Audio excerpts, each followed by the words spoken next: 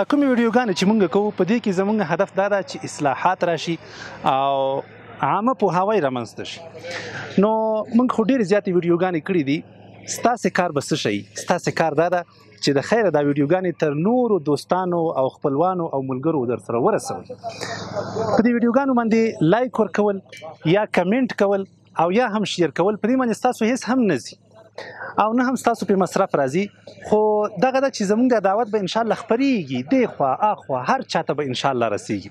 او کوم اجرونه او ثوابونه چې الله جل جلاله موږ ته راکوي عینا امق اجرونه او ثوابونه به الله جل جلاله تاسې ته هم درکوي. د دې ګلانو او د دې ښایسته ونو په څیر باندې تر و تازه او خوشحاله اوسئ. یو خور وایي کلونه تیر شول کراره په کور ناست وم او هیڅ خاصګاران نه راتلل. بالاخره تشویش او خفګان ورځ تر بلې زیاتېده او چې کله به مې شاوخوا وکتل ټولې نجونې به ودېدلې، کورونه به یې ابادېدل، خو زه کراره په خپل کور ناسته وم. نو د دې په خاطر باندې ډېره سخته خفه وم. تشویش او خفګان ټینشن په هغه وخت کې ښه ډېر شو کله چې له ما نه وړې نجونې هم ودې شوې، هغه هم واده شوې او زه بیا هم په کرار کور کې ناست وم. زما نه چې کومې کشرانې جنکیانې وې هغوی ټولې لاړې، واده شوې، بچي هم وشول او ما ته هېڅ کوم خاصګاران نه راتلل. بالاخره داسې چلو شو چې یوه ورځ یو خاصګار راپېښ شو او بالاخره زمونږ کور ته یو څوک راغلل او زه یې وغوښتم. چې کله یو نفر راپېښ شو بالاخره مخکې خو پخوا په دوربین کې هم خاصګاران نه معلومېدل، خو اوس الحمدلله و یو نفر راغی. نو ډېره زیاته خوشحاله شوم چې الحمدلله لکه چې بخت مې خلاص شو. نو وایي دوی زه وغوښتلم او موږ لږ تحقیق وکړ چې دا څنګه کورنۍ ده. نو هلک هم ښه هلک و او کورنۍ هم آرامه او خوشحاله کورنۍ وه. و بالاخره موږ تصمیم ونیو چې د خلکو سره باید موږ دا خبره وکړو او مثبت جواب ورکړو. نو بس خلکو ته مو وویلې چې زموږ خوښه راغله او تاسو راتللی شئ د کوزدې لپاره. خلک راغلل او زه یې وغوښتلم، کوزده وشوه او خلک خبر شول. نو یو څه وخت تیر شو، په دې کې د دې هلک مور له ما سره اړیکه ونیوله او راته ویې ویلې چې دا خپله تذکره دې راولېږه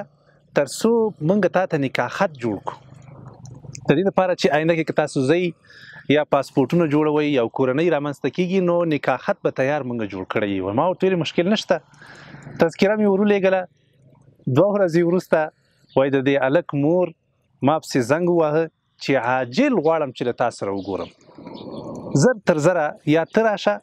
او یا موږ درځو، خو زر تر زره باید ما او تا سره وګورو او ملاقات وکړو. زه حقه حیرانه شوم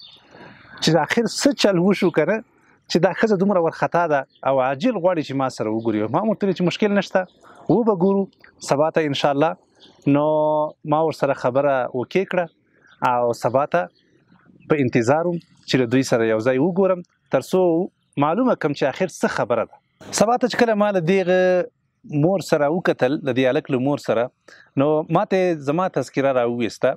او راته ویې ویلې چې په دې تذکره کې ستا عمر چې کوم لیکلی ده که نه، تاریخ د پیدایش، دا صحیح ده؟ وایي ما ورته ویلې صحیح ده. وایي هغه راته ویلې، هغه مور راته ویلې چې ته خو 40 کلنه یې که نه؟ وایي ما ورته ویلې چې نه زه خو 40 کلنه نه یم. صحیح ده چې یو څه ناڅه عمر په ما باندې تېر شوی ده، خو زه خو 34 کلنه یم. په همدې تذکره کې هم 34 کلنه لیکلي دي او زه یم هم 34 کلنه، دروغ نشم ویلی. وایي ما ته یې ویلې چې نه نه نه نه نه ته خو بس 40 کلنۍ نه واوښتې، اتې 40 کلنه حسابېږي. پوه شوې؟ دا خبرې نه منل کېږي، ته خو 40 کلنه یې. بس وایي جنجال جوړ شو. نو زه حیران وم دې ښځې ته چې آخر په دې باندې څه چل شوی ده چې دا رقم خبرې کوي که نه. وایي ما ته یې ویلې چې موږ خو پښیمانه یو په دې خبره باندې. ته په دې تذکره کې موږ ته معلومات نشته چې ته دومره زیات عمر په تا باندې تېر شوی ده. نو دا خو زموږ او ستاسو اوس نه کېږي چې مخکې لاړ شو. نو وایي ما ورته څه نور ورته ویلي، وایي بس ورته ومې چې څه تاسو وایئ هماغه رقم، زه بس مشکل نه لرم. بس وایي د دې هلک مور ما ته وویلې چې زه غواړم آینده کې لمسي ولرم. خپل لمسي ووینم او کړوسي مې وي او دا خو چې زما زوی له تا سره واده وکړي ستا بچي خو به ونه شي ډېر په مشکله به ستا بچي وشي ځکه ته خو 40 کلنه یې زه چې هر څه ورته یم 40 کلنه نه یم هغه بیا وایي چې نه بس 40 کلنه ته شمارېږي دا پکې نه چلیږي بس وایي په همغه ځي کې ما ته جواب راکړه چې زما د زوی او ستا واده به نه کېږي او موږ دا خبره لمدې ځینه ختمو او دا فسخه کوو چې تشویش نور هم په ما باندې زیات شو تشویش را باندې دومره زیات شو لکه د ځمکه او اسمان چې په ما باندې راغورځېدلی وي او بالاخره ټول خلک هم خبر شو کوم تشویشونه او خفګانونه چې زما مخکې وو له هغه نه زما تشویشونه او غمونه څو برابره او څو چنده نور هم ورزیات شو کله چې دا قصه وشوه او زما او د هغه هلک تعلقات قطع شول وایي 6 میاشتې نورې په همدې غمونو کې را باندې تېرې شوې حق حیران وم چې اخر به څه کېږي خو شپه ورځ کله اوښکې تویوه او کله غمونه کوه او کله زړه خوره او په کور کې هم یو بد حالت وای نو 6 میاشتې نه وروسته زما پلار وایي تصمیم ونیو چې ته باید عمرې ته لاړه شي د دې دپاره چې دا غمونه دې لږ راسپک شي دا بیچارګۍ وایي هغه سره دا تشویش چې دا اوس لیونی نه شي دا څومره په غمونو کې بیچارګۍ راګیر ده او څومره تشویشونه کوي نو وایي ما ته ویزه واخیسته ټکټ یې راته وکړه چې ته لاړه شه عمره وکړه او هلته د الله جل جلاله نه د خپل ځان لپاره خیر وغواړه الله جل جلاله به انشاءالله خیر کړي ته لاړه شه عمرې ته یو څه ناسمه د پام هم په بله شي بیا الله جل جلاله عبادت به هم وکړي الله سره به راز و نیاز وکړي دعاګانې به وغواړي د غمونه به دې انشاءالله راسپک شي وایي همداسې و چې زه لاړم سعودي ته او عمره مې وکړه په حرم شریف کې کعبې سره نږدې د جومات چې دی ته حرم وایي نو دلته وایي یوه ښځه ناسته وه تلاوت یې کوو او د الله جل جلاله دغه آیات یې تلاوت کوو وکان فضل الله علیک عظیما په تا باندې خو الله جل جلاله لوی فضل کړی ده وایي قسم ده دا آیات چې ما واورېده ما ته داسې احساس وشو لکه په ژوند کې چې اول ځل دا آیات اورم الله جل جلاله په ما باندې لوی فضل کړی په ما باندې الله جل جلاله ډېر زیات احسان کړی حق حیرانه شو یعنی الله عمر را کړی ده الله شرافت را کړی ده مسلمان یې پیدا کړی یم عزت یې را کړی بیا خپل کور ته رابللی یم بلکل مې وایي دا ذهن بدل شو او دا ښځه بوډۍ ښځه چې زما په خوا کې ناسته وه دا هم پوهېدله چې دا نجلۍ ډېر په یو لوی غم کې ده نو دا آیات یې وایي څو وارې وویلې وکان فضل الله علیک عظیما د مشرې ښځې وایي کله چې دا آیات بار بار تلاوت که زما بې اختیاره اوښکې را روانې شوې او دومره مې وژړل چې حد او اندازه یې نشته بیا وایي دغې مشرې ښځې زه په غېږ کې راونیولم او بیا یې وایي راته د قرآن کریم یو آیت تلاوت کړ او راته ویې ویلې چې ولسوف یعطیک ربک فترضا زر ده چې الله جل جلاله به تا ته دومره څه درکړي چې ته به ورباندې خوشحاله شي ډېره زیاته وایي مطمئنه شوم په دې آیت باندې ځکه دا خو د الله وعده ده که الله خو چا سره غلطه وعده نه کوي او نه هم الله د خپلې وعدې خلاف ورزي کوي نو الله جل جلاله د آیت راته وویلې چې ولسوف یعطیک ربک ډېر زر به الله جل جلاله تا ته داسې څه درکړي چې ته به ورباندې ډېره زیاته مطمئنه شي خوشحاله به شي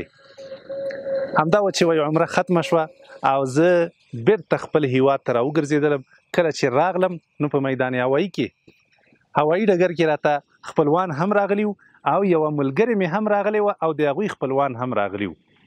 نو استقبال یې کړم او ډېره په خوشحالۍ باندې هغوی زما ښه راغلاست ویلې او بالاخره خپل کور ته راغلم او آرام مې وکړ دا خور وایي لاسمه مې کور کې دمه نه وه جوړه شوې چې بس د هغه ملګرې له خوا نه راته تلیفون وشو او زنګ راغی چې کوم خلک له موږ سره راغلي وو په هغوی کې یو ځوان یو هلک له تا نه ډېر زیات متاثره ده او کله چې ته له عمرې نه راغلې نو ستا مینه او محبت د هغه په زړه کې ځای په ځای شوی ده نو هغه غواړي چې له تا سره نکاح وکړي زه وایي حق حیرانه شوم چې څنګه داسې سمدستي دا امکان لري چې وشي خو بیا هم په کور کې ومه یو ورځ دوه ورځې وروسته د همغه هلک کورنۍ راغلل زمونږ کور ته او زه یې وغوښتلم نو وایي په یوه میاشت که یوه نیمه میاشت کې زمونږ هم کوزده هم پروګرام هم ترتیب هم واده هر څه برابر شول په یوه نیمه میاشت کې وایي ما واده هم وکړ نو چې کله مو واده وکړ وخت تېرېده په دې کې تقریبا یو څو میاشتې تېرې شوې وې خو د حمل او د ماشوم اثرات په ما باندې بالکل نه ښکاره کېدل بیا تشویش شروع شو تشویشونه لا ختم شوي نه وو چې نور تشویشونه شروع شول اوس د حمل او د ماشوم اخیستلو تشویش له ما سره پیدا و ځکه په ذهن کې زما همدا و چې زه خو 34 کلنه وم او بیا چې کله دغه دویم واده وشو نو په دې کې هم وخت تیر شو نو ان 15 کلنه 16 کلنۍ ته رسېدلی وم نو تشویش را سره و چې د دغه عمر له وجې نه به کېدی چې زه حمل نه اخلم او زما به ماشوم نه کېږي نو تشویشونه سوچونه او غمونه بیا شروع شو بالاخره موږ تصمیم ونیو چې موږ باید ډاکټر ته لاړ شو او خپل ټیسټونه وکړو چې اخر څه خبره ده نو وای چې کله لاړو کلینیک ته شفاخانې ته لاړو نو هلته هغوی چې ټیسټونه ویل تاسو به څو دانې ټیسټونه کوئ چې موږ ته ښه دقیق معلومات وشي چې اخر مشکل چیرته ده وای چې د اولنۍ ټیسټ یې وکړه په همدې اولني ټیسټ کې موږ ته ډاکټران راغلل او مبارکي یې راکړه زیری یې راکړه چې دا ښځه دا ماشوم لري نو الحمدلله وای بیا خوشحالي راغله مطمئنه ومه او وخت تېرېده په همدې کې دا میاشتې تېرېدلې ډېره زیاته خوشحاله وم چې الحمدلله الله جل جلاله هم زما قسمت ښه وکړ یو ښه کورنۍ سره زما واده وشو او هم مې الحمدلله دغه د اوس ماشومان پیدا کېږي نو زه وایي ډېره زیاته خوشحاله وم خو دومره ده چې دغه خېټه مې ډېره زیاته درنه وه او ډېر زیات ورسره په تکلیف وم خو بیا هم ما تشویش نه کاو غمجنه نه وم ورته بلکې فکر مې داسې کاو چې کېدی شي دا به د عمر وجه وي ځکه زه اوس شاوخوا وایي ان 16 کلنه ومه وایي ما ویل کېدی شي دا به د عمر وجه وي چې دومره زه درنه یم او دومره تشویش زه لرم خو وایي هېڅ وخت کې هم ډاکټر ته نه تلم او نه مې هم دا پوښتنه کوله چې دا هلک ده او که دا جلۍ ده قیصه کې هم نه ومه بس وایي ما ویلې چې الله جل جلاله ماته څه شی په نصیب کې کړي دي په همغه کې زما یقینا خیر ده نور په دې قیصه کې نه ومه چې ماته به الله هلک راکړي او که به جلۍ راکړي بس چې راکړي همدغه کفایت کړي ځکه ډېره زیاته خوشحاله ومه نو درنه ومه او تکلیف راته ډېر زیات و خو په عین وخت کې ډېره زیاته خوشحاله او مطمئنه و بالاخره وخت راورسېده چې ماشوم باید پیدا شي نو شفاخانې ته روغتون ته لاړو او هلته نور زه په ځان باندې نه وم پوه شوی یو وخت کې چې سترګې مې خلاصې شوې او پوه شوم نو چې ګورم شاوخوا مې کورنۍ هم ناسته ده او خاوند مې هم ناسته او ټول راته خاندي نو وایي زه حیرانه شوم او پوښتنه مې ترېنه وکړه چې څه شی پیدا شو نو وایي ټولو راته وویلې مبارکي راکړه او راته ویلې چې یو دې زوی پیدا شو او بل دې لور پیدا شو الله جل جلاله د یو په ځای باندې 2 اولادونه درکړل نو الحمدلله مې وویلې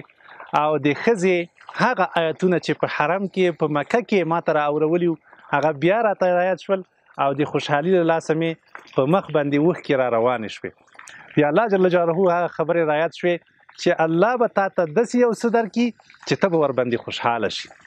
هغه ورځ نن راغله او الله جل جلاله ما ته د یو بچي په ځای باندې 2 بچي راکړل او زه ډېره زیاته خوشحاله شوم دومره خوشحاله شوم چې بې اختیاره مې ژړل او اوښکې راڅخه را روانې وې دا هغه جالبه او ناشنا قصه چې په تاریخ کې پیښه شوې ده له دې قصې نه موږ تاسو ډېر لوی عبرتونه او درسونه اخیستلی شو که فکر وکړو اولنی درس دا ده چې ای خویندو تاسو ورخطا کېږئ مه عجله مه کوئ او بیړه مه کوئ ډېرې داسې خویندې شته دي موږ ته شکایتونه کوي په کور کې ناست یو او څوک هم کوي نه ای خویندو تاسو تشویش مه کوئ غمونه مه کوئ هغه ورځ ضرور را روانه ده چې ستاسې ژوند به انشاءالله ښه کېږي او خوشحالیانې ستاسې په ژوند کې به راځي ګورئ دا دنیا ده دا جنت نه ده په دې کې به حتما موږ تاسو عجیبه او ناشنا حالاتو سره مخامخ کیږو مهمه دا ده چې موږ تاسو باید ورخطا نه شو او زر تر زره ونه غواړو چې بس همدا نن باید همدا کار وشي نه یا همدې کال کې باید دا وشي نه له صبر نه کار واخلئ د صبر میوه ډېره زیاته خوږوي انشاءالله ستاسو په حق کې به الله جل جلاله بهترینې فیصلې کوي مهمه دا ده چې تاسې ورخطا کیږئ مه تشویشونه مه کوئ او غمونه مه کوئ هغه آیتونه چې تاسو ته ما مخکې په دې قصه کې وویلې هغه آیتونه د تل لپاره ځان ته رایادوئ او د الله جل جلاله وعده ګوره حقه وعده ده هغه کورنۍ چې په هغوی کې خویندې ناستې دي کوشش وکړئ چې کله تاسو ته داسې یو څوک راغی چې اخلاق یې ښه او یو څه ناڅه کار یې هم کاوه، حلاله روزي یې ګټله، مونځ یې په خپل وخت باندې کاوه، نو بیا تاسو پکې ډېرې قصې مه راباسئ چې دا داسې ده او چې دا اسې ده او چې دا داسې ده. بس خپلوي کوئ له هغوی سره او د خپلې لورګانې د دوی دغه ودونه او د دوی دا کوزدې ډېرې مه وروسته کوئ. دې پسې مه ګرځېږئ چې نفر په خارج کې نه ده، نفر کور نه لري، نفر موټر نه لري، نفر داسې ده او داسې نه ده. نه نه نه، دغه درې خبرې په یاد ولرئ چې اخلاق یې ښه وي، چې مونځ کوي او چې یو وړوکی غوندې کار یې هم روان کړی وي او چې یې کوي مصروفه وي، بس همدا کفایت کوي که نه. نو د خپلو لورګانو دا ودونه او کوزدې مه وروسته کوئ او د دوی لپاره بهترین فیصله وکړئ انشاءالله ای مشرانو. ځکه ډېرې داسې کورنۍ شته دي چې هغوی ته خاصګاران ورځي، خو دوی متاسفانه ډېر زیات فرمایشات لري، تقاضاګانې ډېرې زیاتې دي. بالاخره هغه جلۍ په کور باندې کښېني، خلکو ته مشهوره شي، وایي دا جلۍ نه ورکوي، بس څوک ورځي نه. بیا په خارج کې خو چې یوه ښځه 40 کلن هم شي مشکل نه لري، خلک یې کوي. خو په افغانستان کې ګوري رواجونه ډېر ناشنا او خراب رواجونه هم شته دي. د ښو رواجونو تر څنګه خراب رواجونه ډېر زیات دي. په افغانستان کې چې یوه ښځه یوه جلۍ 25 کلنه سي، بس خلک وایي دا زړه ده، متاسفانه. نو د دغو بدو رواجونو په خاطر باندې کوشش وکړئ د خپلو لورګانو ودونه مه ناوخته کوئ او مه هم ډېر فرمایشات او تقاضاګانې کوئ. صحیح ده انشاءالله. الله جل جلاله دې د ټولو خویندو بختونه خلاص کړي او الله جل جلاله دې موږ تاسو ټولو ته هغه څه راپېښي چې زموږ ستاسو پکې د دنیا او د آخرت خیر، خوشحالي او عزت موجود وي. والسلام علیکم ورحمة الله وبرکاته.